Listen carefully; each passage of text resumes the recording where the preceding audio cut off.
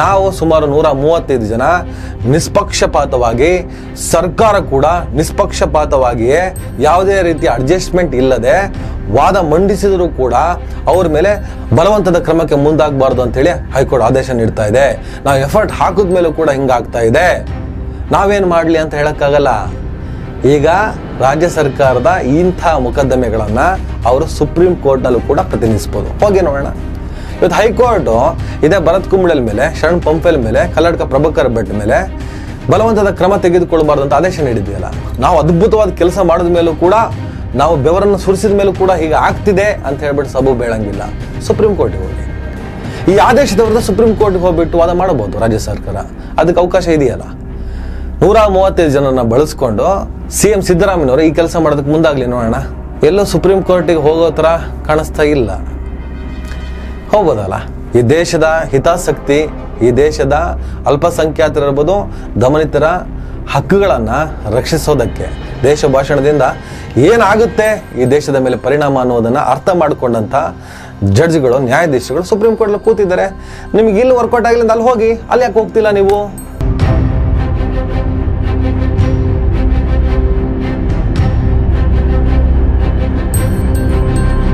Hello, ನಮಸ್ಕಾರ. ದಯವಿಟ್ಟು ಈ ವಿಡಿಯೋವನ್ನು ಎಲ್ಲರೂ ಸಂಪೂರ್ಣವಾಗಿ ನೋಡಿ ಅಂತಾನೆ ರಿಕ್ವೆಸ್ಟ್ ಮಾಡ್ತಾ ಒಂದು ಗಂಭೀರವಾದ ವಿಚಾರವನ್ನು ವಿಮರ್ಶೆ ಮಾಡ್ತಾ ಇದ್ದೀನಿ. ಕರಾವಳಿಯ ಕೋಮು ಸಂಘರ್ಷಕ್ಕೆ ಸಂಬಂಧಪಟ್ಟ ಹಾಗೆ, ಅದರಲ್ಲೂ ಅಬ್ದುಲ್ ರೆಹಮಾನ್ ಒಬ್ಬ ಅಮಾಯಕ. ಆತನನ್ನು ಸುಹಾಸ್ ಶೆಟ್ಟಿ ಹತ್ಯೆಗೆ ರಿವೆಂಜ್ ಆಗಿ ಕೊಲೆ ಮಾಡಿದ್ರು. ಪದೇ ಪದೇ ಪದೇ ಫಾಜಿಲ್ ಆಯಿತು, ಅಬ್ದುಲ್ ರೆಹಮಾನ್ ಆಯಿತು, ಹೀಗೆ ಮುಸಲ್ಮಾನ ಅಲ್ಪಸಂಖ್ಯಾತ ಸಮುದಾಯಕ್ಕೆ ಸೇರಿದಂತಹ ಅಮಾಯಕ ಹುಡುಗರನ್ನು ಈ ಧರ್ಮದ ನಶೆಯಲ್ಲಿ ಕೊಲೆಗಳನ್ನು ಮಾಡ್ತಿದ್ದಾರೆ.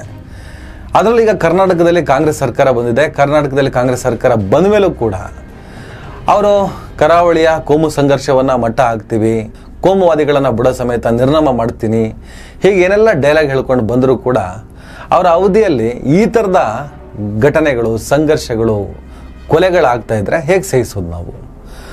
ಹಾಗಂತ ಅಲ್ಲಿನ ಮುಸಲ್ಮಾನ ಸಮುದಾಯ ಕಾಂಗ್ರೆಸ್ ಸರ್ಕಾರದ ವಿರುದ್ಧವೇ ಪ್ರತಿಭಟನೆಯನ್ನು ನಡೆಸ್ತು. ಅಲ್ಲಿನ ಕಾಂಗ್ರೆಸ್ ಕಾರ್ಯಕರ್ತರು, ನಾಯಕರೆಲ್ಲ ರಾಜೀನಾಮೆಯನ್ನು ಕೂಡ ಕೊಡ್ತಾರೆ. ಇದ್ದಕ್ಕಿದ್ದಂಗೆ ಅಲರ್ಟ್ ಆದಂತೆ ನಟಿಸಿದ ಅನ್ನೋ ಶಬ್ದವನ್ನು ಬಳಸಬೇಕಾಗ್ತದೆ. ಯಾಕಂದರೆ ಗಂಭೀರವಾದ ವಿಚಾರ ಇವತ್ತು ನಾನು ಹೇಳಲೇಬೇಕಾಗಿದೆ. ಈ ವಿಡಿಯೋವನ್ನು ನೀವು ಸಂಪೂರ್ಣ ನೋಡಬೇಕಾಗಿದೆ. ಅಂಧಾಭಿಮಾನಿಗಳು, ಕಾಂಗ್ರೆಸ್ಸಿನ ಅಂಧಾಭಿಮಾನಿಗಳು ಏನಾದರೂ ಇದ್ದರೆ ಸ್ವಲ್ಪ ತಲೆಗೆ ಕೆಲಸ ಕೊಟ್ಟು ಆಲೋಚನೆ ಮಾಡಬೇಕಾಗಿದೆ. ನಾವು ಸರ್ಕಾರವನ್ನು ತರಾಟೆಗೆ ತೆಗೆದುಕೊಳ್ಳದೆ ಇದ್ದರೆ, ಅವರ ತಪ್ಪನ್ನು ನಾವು ಎತ್ತಿ ತೋರಿಸ್ತಾ ಇದ್ದರೆ, ಅದನ್ನು ಸಾರ್ವಜನಿಕರಿಗೆ ಮುಟ್ಟಿಸ್ತಾ ಇದ್ದರೆ, ಯಾವುದೇ ಕಾರಣಕ್ಕೂ ಇವರ ಮುಖವಾಡಗಳು ಬಯಲಾಗೋದೇ ಇಲ್ಲ, ಅಥವಾ ಇವರು ತಪ್ಪುಗಳನ್ನು ತಿದ್ಕೊಳ್ಳೋದೇ ಇಲ್ಲ. ಯಾವ ಆ್ಯಂಗಲ್ನಲ್ಲಿ ಬೇಕಾದರೂ ನೀವು ಇದನ್ನು ವಿಮರ್ಶೆ ಮಾಡ್ಬೋದು. ಕರಾವಳಿಯಲ್ಲೇ ಆ್ಯಂಟಿ ಕಮ್ಯುನಲ್ ವಿಂಗನ್ನು ಮಾಡ್ತೀವಿ, ಆ್ಯಂಟಿ ಕಮ್ಯುನಲ್ ಫೋರ್ಸ್ ಮಾಡ್ತೀವಿ ಅಂತ ಸುಹಾಸ್ ಶೆಟ್ಟಿ ಮರ್ಡರ್ ಆದಾಗಲೇ ಡಾಕ್ಟರ್ ಜಿ ಪರಮೇಶ್ವರ್ ಹೇಳಿದರು. ಆದರೆ ಅದರ ಪ್ರೊಸೆಸ್ ಎಲ್ಲಿಗೆ ಬಂದು ಮುಟ್ತು ಅನ್ನೋದ್ರ ಬಗ್ಗೆ ಅಪ್ಡೇಟ್ ಸಿಗಲಿಲ್ಲ. ಈ ಹಂತದಲ್ಲಿ ಅಬ್ದುಲ್ ರೆಹಮಾನ್ ಕೊಲೆ ಆಯಿತು. ಈ ಕೊಲೆ ಆದಮೇಲೆ ಒತ್ತಡಕ್ಕೆ ಅಥವಾ ಯಾವುದೇ ರೀತಿಯ ವೈರುಧ್ಯಗಳು ಆಗಬಾರ್ದು ಅಂಥೇಳಿ ಇಮಿಡಿಯೇಟ್ ಆಗಿ ಆ್ಯಂಟಿ ಕಮ್ಯುನಲ್ ಫೋರ್ಸನ್ನು ಬಿಟ್ಟಾಯಿತು. ಅಲ್ಲಿ ಕಮಿಷನರ್ ಅನುಪಮ್ ಅಗರ್ವಾಲ್ ಮತ್ತು SP ವರ್ಗಾವಣೆ ಮಾಡಿ ಆ ಜಾಗಕ್ಕೆ ಸುಧೀರ್ ಕುಮಾರ್ ರೆಡ್ಡಿ ಹಾಗೂ ಡಾಕ್ಟರ್ ಅರುಣ್ ಅವರನ್ನು ತಂದು ಕೂರಿಸಿದ್ರು. ಮುಲಾಜಿಲ್ಲದೆ ಕ್ರಮವನ್ನು ತೆಗೆದುಕೊಳ್ಳಿ ಅಂತ. ಜನಕ್ಕೆ ಸ್ವಲ್ಪ ಸಮಾಧಾನ ಆಯಿತು. ಪೊಲೀಸ್ ಅಧಿಕಾರಿಗಳು ಬದಲಾದರು, ಒಂದಿಬ್ಬರು ಅಧಿಕಾರಿಗಳು ಬಂದರು, ಇನ್ನೇನಾದರೂ ಸರಿ ಹೋಗ್ಬೋದಾ ಅಂತ. ಆ ಸಂದರ್ಭದಲ್ಲಿ ನಾವು ಹೇಳಿದ್ವಿ, ಮೈನ್ 2 ಅಧಿಕಾರಿಗಳು ಬದಲಾದರೆ ಏನು ಪ್ರಯೋಜನ ಇಲ್ಲ. ಮಂಗಳೂರು, ದಕ್ಷಿಣ ಕನ್ನಡದಲ್ಲಿ ಪ್ರತಿ ಪೊಲೀಸ್ ಠಾಣೆಯಲ್ಲಿ ಬೇರು ಬಿಟ್ಟು ಕುಂತಿರುವ ಕೋಮು ಸಂಘಟನೆಗಳಿಗೆ, ಕೋಮುವಾದಿಗಳಿಗೆ, ಕೋಮುವಾದಿ ಪಕ್ಷಗಳಿಗೆ ಬೆಂಬಲವನ್ನು ನೀಡುತ್ತಾ, ಸಹಕಾರ ನೀಡುತ್ತಾ, ಅವರ ಅಣತಿಯಂತೆ ಕೆಲಸ ಮಾಡ್ತಿರುವಂತಹ ಡಿಪಾರ್ಟ್ಮೆಂಟ್ನಲ್ಲಿರುವಂತಹ ಕೋಮುವಾದಿ ನಾಯಕುಡೆಗಳನ್ನು ಕಿತ್ತು ತೆಗಿಬೇಕು. ಅವ್ರನ್ನ ಬೇರೆ ಕಡೆ ವರ್ಗಾವಣೆ ಮಾಡಿ ಬೇರೆ ಕಡೆಯಿಂದ ಒಂದಿಷ್ಟು ಪೊಲೀಸ್ ಅಧಿಕಾರಿಗಳನ್ನು, ಪೊಲೀಸರನ್ನ ತಂದಲ್ಲಿ ಕೂರಿಸಬೇಕು ಅಂತ ನಾನೇ ಒಂದು ವಿಡಿಯೋ ಮಾಡಿ ಮಾತಾಡಿದ್ದೆ.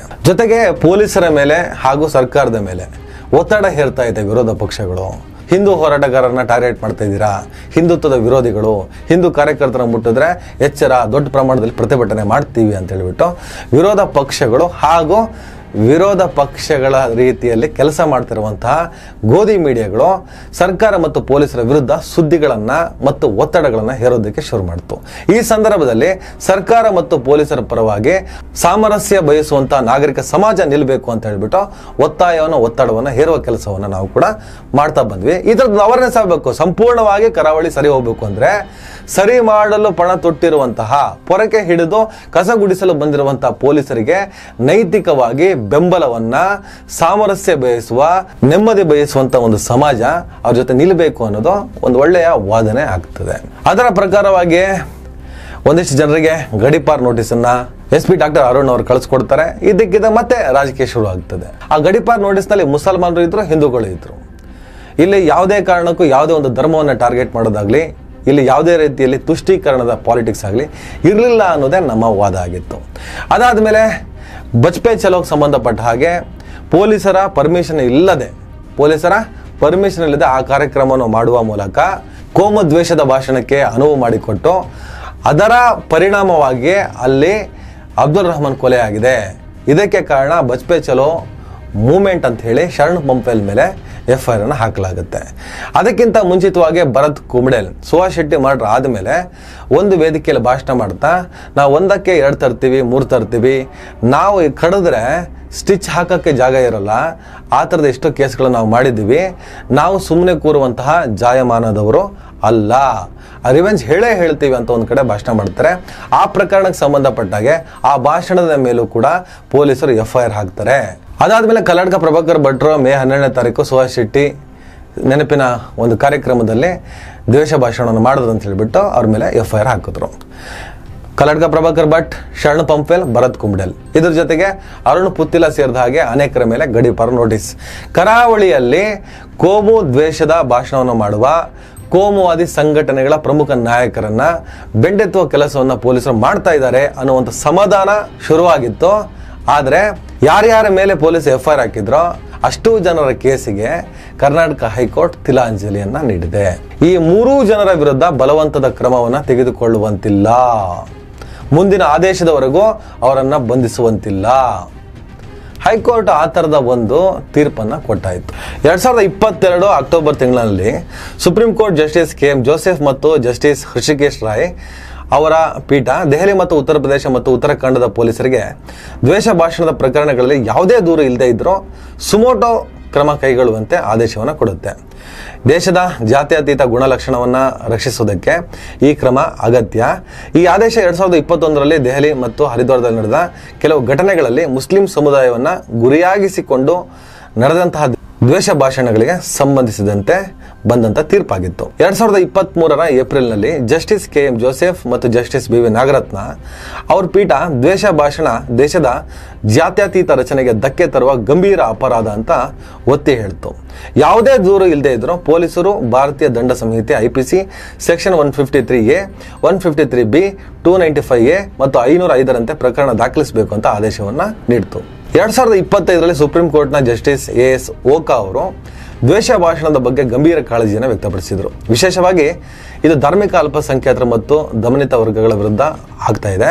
ರಾಜಕೀಯ ಲಾಭಕ್ಕಾಗಿ ಕೆಲವು ರಾಜಕಾರಣಿಗಳು ದ್ವೇಷ ಭಾಷಣವನ್ನು ಬಳಸ್ತಾರೆ ಅಂತ ಗಮನಿಸಿ ಸುಮೋಟೋ ಕೇಸ್ ದಾಖಲಿಸಬೇಕು ಅನ್ನುವಂಥ ಆ ವಾದವನ್ನು ಅವರು ಎತ್ತಿ ಹಿಡಿತಾರೆ.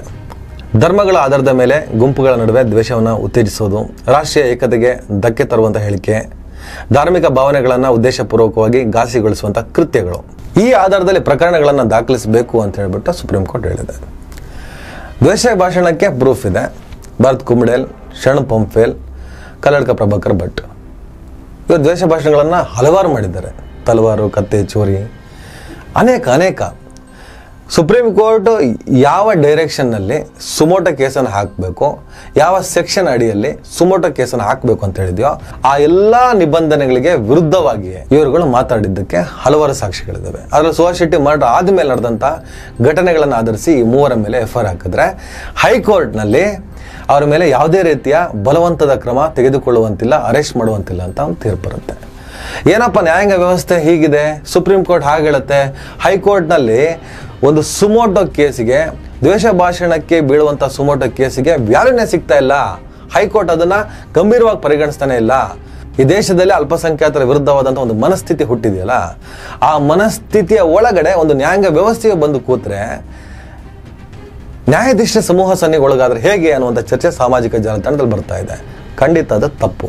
ದ್ವೇಷ ಭಾಷಣಕ್ಕೆ ಸುಮೋಟೋ ಕೇಸ್ ಬಿದ್ದಿರಲಿ, ಆತ ಒಬ್ಬ ವಕೀಲನಿಗೆ ಕ್ಲೈಂಟ್ ಆಗಿರ್ತಾನೆ. ಕಳೆದ ಬಿಜೆಪಿ ಸರ್ಕಾರ ಇದ್ದಾಗ ಅಡಿಷನಲ್ ಅಡ್ವೊಕೇಟ್ ಜನರಲ್ ಆಗಿದ್ದಂಥ ಅರುಣ್ ಶ್ಯಾಮ್ ಬಗ್ಗೆ ಗೊತ್ತಿದ್ರೆ ಅವರು ಈಗ ಬಿಜೆಪಿಯ ಸಂಘ ಪರಿವಾರದ ಹಿಂದುತ್ವದ ಹೋರಾಟಗಾರರ ಕೇಸನ್ನು ತೆಗೆದುಕೊಳ್ತಾರೆ.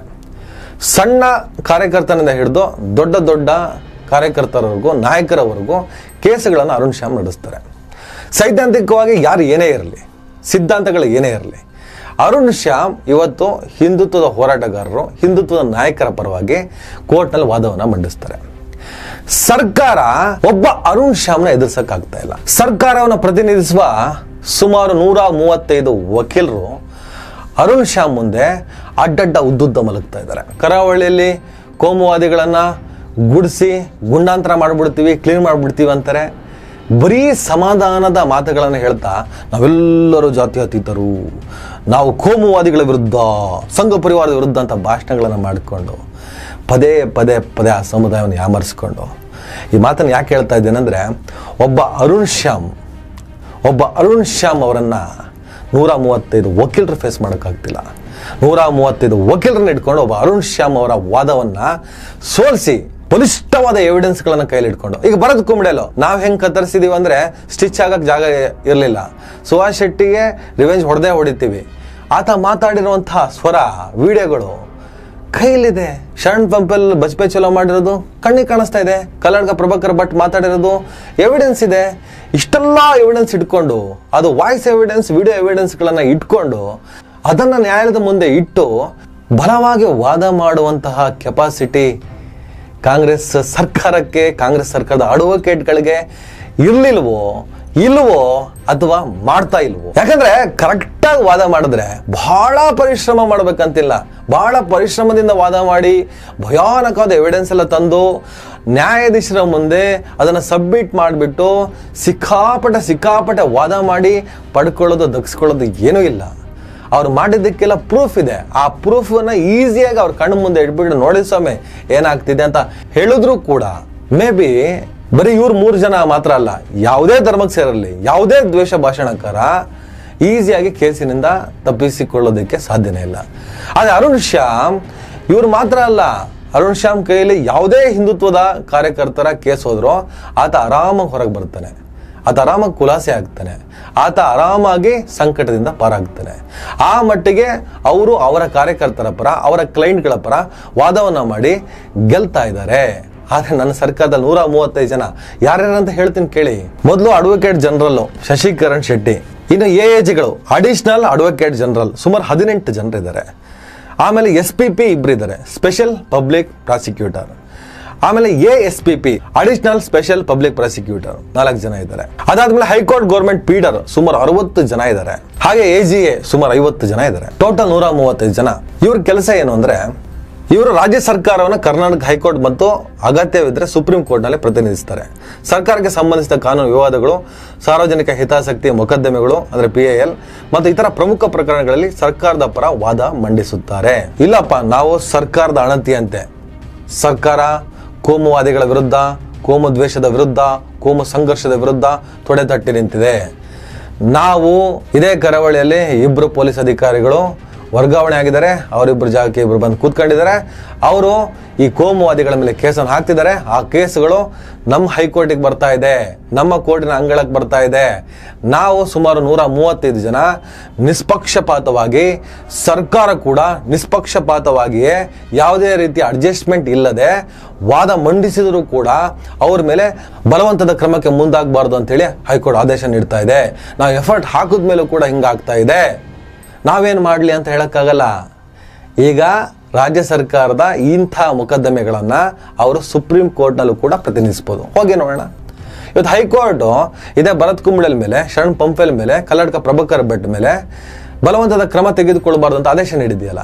ನಾವು ಅದ್ಭುತವಾದ ಕೆಲಸ ಮಾಡಿದ ಮೇಲೂ ಕೂಡ, ನಾವು ಬೆವರನ್ನು ಸುರಿಸಿದ ಮೇಲೂ ಕೂಡ ಹೀಗೆ ಆಗ್ತಿದೆ ಅಂತ ಹೇಳ್ಬಿಟ್ಟು ಸಬು ಬೇಳಂಗಿಲ್ಲ. ಸುಪ್ರೀಂ ಕೋರ್ಟ್ಗೆ ಹೋಗಿ ಈ ಆದೇಶದ ವಿರುದ್ಧ ಸುಪ್ರೀಂ ಕೋರ್ಟ್ಗೆ ಹೋಗ್ಬಿಟ್ಟು ವಾದ ಮಾಡಬಹುದು ರಾಜ್ಯ ಸರ್ಕಾರ. ಅದಕ್ಕೆ ಅವಕಾಶ ಇದೆಯಲ್ಲ.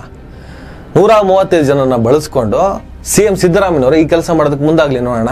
ಎಲ್ಲೋ ಸುಪ್ರೀಂ ಕೋರ್ಟಿಗೆ ಹೋಗೋ ಥರ ಕಾಣಿಸ್ತಾ ಇಲ್ಲ. ಹೋಗ್ಬೋದಲ್ಲ. ಒಬ್ಬ ಅರುಣ್ ಶ್ಯಾಮ್ ಅವರನ್ನ ಎದುರಿಸಕ್ಕೆ ಇವ್ರ ಕೈಲಿ ಆಗ್ತಾ ಇಲ್ಲ. ಫೈನ್, ನಾವು ಇಷ್ಟೆಲ್ಲ ಕಷ್ಟಪಟ್ಟು ಎದುರಿಸಿ ಕೂಡ ಅದ್ಯಾಕೋ ನಮ್ಮ ಪರ ತೀರ್ಪುಗಳು ಬರ್ತಾ ಇಲ್ಲ. ಅದು 3 ಜನಕ್ಕೂ ರಿಲೀಫ್ ಸಿಗುತ್ತೆ ಅಂದ್ರೆ ಏನ್ ತಮಾಷೆ ಮಾತಾ? ಸರಿ, ನಮಗೆ ಹೈಕೋರ್ಟಲ್ಲಿ ಯಾಕೋ ವರ್ಕೌಟ್ ಆಗ್ತಿಲ್ಲ, ಹೋಗ್ಬೋದಲ್ಲ ಸುಪ್ರೀಂ ಕೋರ್ಟಿಗೆ. ದ್ವೇಷ ಭಾಷಣದ ವಿರುದ್ಧ ನಿಜಕ್ಕೂ ದೊಡ್ಡ ಪ್ರಮಾಣದಲ್ಲಿ ಸಮರವನ್ನೇ ಸಾರಿ ಕೂತ್ಕೊಂಡಿದೆ ಸುಪ್ರೀಂ ಕೋರ್ಟ್. ಖುದ್ದು ಸುಪ್ರೀಂ ಕೋರ್ಟೇ ದ್ವೇಷ ಭಾಷಣದ ವಿರುದ್ಧ ಸುಮೋಟ ಹಾಕಿ ಅಂತ ಹೇಳಿರೋದು. ದ್ವೇಷ ಭಾಷಣಕ್ಕೆ ಸುಪ್ರೀಂ ಕೋರ್ಟ್ನಲ್ಲಿ ಕ್ಷಮೆನೇ ಇಲ್ಲ, ಯಾವುದೇ ಕಾರಣಕ್ಕೆ ಸಹಿಸಲ್ಲ. ಈ ದೇಶದ ಹಿತಾಸಕ್ತಿ, ಈ ದೇಶದ ಅಲ್ಪಸಂಖ್ಯಾತರಿರ್ಬೋದು, ದಮನಿತರ ಹಕ್ಕುಗಳನ್ನು ರಕ್ಷಿಸೋದಕ್ಕೆ ದೇಶ ಭಾಷಣದಿಂದ ಏನಾಗುತ್ತೆ ಈ ದೇಶದ ಮೇಲೆ ಪರಿಣಾಮ ಅನ್ನೋದನ್ನು ಅರ್ಥ ಮಾಡಿಕೊಂಡಂಥ ಜಡ್ಜ್ಗಳು, ನ್ಯಾಯಾಧೀಶಗಳು ಸುಪ್ರೀಂ ಕೋರ್ಟಲ್ಲಿ ಕೂತಿದ್ದಾರೆ. ನಿಮ್ಗೆ ಇಲ್ಲಿ ವರ್ಕೌಟ್ ಆಗಲಿಲ್ಲ ಅಲ್ಲಿ ಹೋಗಿ, ಅಲ್ಲಿ ಯಾಕೆ ಹೋಗ್ತಿಲ್ಲ ನೀವು? ಅಥವಾ ಇಲ್ಲೇ ವರ್ಕೌಟ್ ಸರಿ ಮಾಡಿಲ್ವಾ? ಬಹಳ ಬೇಸರ ಆಗ್ತದೆ. ಯಾಕಂದರೆ ಸಾಯ್ತಾ ಇದ್ದಾರೆ ಜನ ಸಾಯ್ತಿರ್ಬೇಕಾದ್ರೆ ಸೆಲ್ಫಿ ಹೊಡ್ಕೊಂಡಂಗಲ್ಲ. ಮೊನ್ನೆ RCB ಸಂಭ್ರಮಾಚರಣೆ ನಡೀತಲ್ಲ, ಹಾಗಲ್ಲ. ಒಂದು ಸಲ ಆ ಸಮುದಾಯಗಳು ನಿಮ್ಮನ್ನು ನಂಬಿಕೊಂಡು ನಿಮಗೋಸ್ಕರ ಸರ್ವಸ್ವವನ್ನೇ ತ್ಯಾಗ ಮಾಡಿ, ನಿಮಗೋಸ್ಕರ ಸರ್ವಸ್ವವನ್ನೇ ಕೊಟ್ಟು, ನೀವೇನು ಕೊಡದೇ ಇದ್ರು, ಏನು ಭಾಳ ಏನು ಕೊಟ್ಟಿಲ್ಲ, ತಮ್ಮನ್ನು ನಿಮಗೆ ದಾರಿ ಎರೆದ್ರು ಕೂಡ ನೀವು ಅವ್ರಿಗಾಗ್ತೀರ ಅನ್ಯಾಯಕ್ಕೆ. ಕೇವಲ ಭಾಷಣದಲ್ಲಿ ಸಮಾಧಾನ ಮಾಡಿಕೊಂಡು ಎಲ್ಲಿ ಸ್ವಿಚ್ ಹಾಕ್ಬೇಕೋ, ಎಲ್ಲಿ ಬಲ್ಪ್ ಆನ್ ಆಗಬೇಕು ಎಲ್ಲ ಗೊತ್ತಿದ್ದು ಕೂಡ ಎಲ್ಲಿ ಕೆಲಸ ಮಾಡಬೇಕು, ನಿಜವಾಗ್ಲು ಎಲ್ಲಿ ಕೆಲಸ ಮಾಡಿದ್ರೆ ಮಾತ್ರ ಇವನ್ನೆಲ್ಲ ತಡೆಗಟ್ಟಬಹುದು, ಎಲ್ಲಿ ಕೆಲಸ ಮಾಡಿದ್ರೆ ಮಾತ್ರ ಆ ಸಮುದಾಯಗಳಿಗೆ ನ್ಯಾಯ ಕೊಡಿಸಬಹುದು ಅಂತ ಗೊತ್ತಿದ್ದು ಕೂಡ ಎಲ್ಲಿ ಕೆಲಸ ಮಾಡಬೇಕು ಅಲ್ಲಿ ಹಿಂಗೆ ಆಗ್ತಾ ಹೋದರೆ ಜನಸಾಮಾನ್ಯರಿಗೆ ಇವೆಲ್ಲ ಅರ್ಥ ಆಗಲ್ಲ ಅಂತ ಹೇಳ್ಬಿಟ್ಟು ನೀವು ಅನ್ಕೊಂಡ್ರೆ ಅರ್ಥ ಪಡಿಸೋರು, ಅರ್ಥ ಮಾಡಿಸೋರು ಹುಡ್ಕೋತಾರೆ. ಅವ್ರಿಗೆ ಅರ್ಥ ಆದ ದಿನ ನಿಮ್ಮ ಕತೆ ಮುಗ್ದೋಗ್ತದೆ. ನಮಸ್ಕಾರ.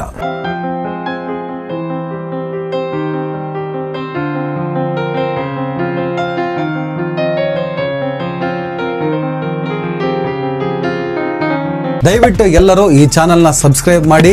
ನಿಮ್ಗೆ ಇಷ್ಟ ಆದರೆ ಈ ಚಾನಲ್ಗೆ ಜಾಯ್ನ್ ಆಗಿ. ಈ ವಿಡಿಯೋ ಇಷ್ಟ ಆದರೆ ದಯವಿಟ್ಟು ಎಲ್ಲರೂ ಶೇರ್ ಮಾಡಿ.